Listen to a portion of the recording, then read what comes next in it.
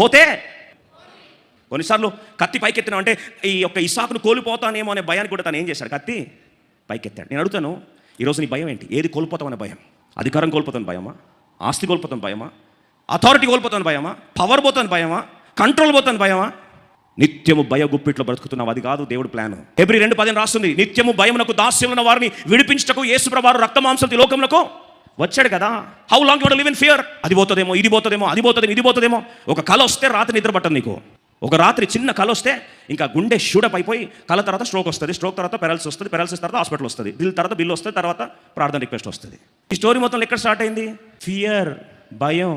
చిన్న భయం ఎక్కడ తీసుకెళ్తుందో ఆలోచించో. భయ గుప్పిట్లో బ్రతుకుతున్నాం. You are not ready to raise your knife over the fear which is bothering you, which is blinding your provision. నీ సదుపాయాన్ని కనపడకుండా కళ్ళు బయలుగా మీదట చేస్తుంది. కొన్నిసార్లు fear of financial insecurity will prevent you from sowing. దేవుని కొరకు బలమైన కార్యాలు చేయాలి, విత్తాలంటే అమ్మో ఆర్థికంగా నాకు ఎక్కడ నాకు అభద్రత పరిస్థితి వస్తుందేమో, అమ్మో నేను దేవుని కొరకు ఘనమైన కార్యాలు చేయలేనండి అని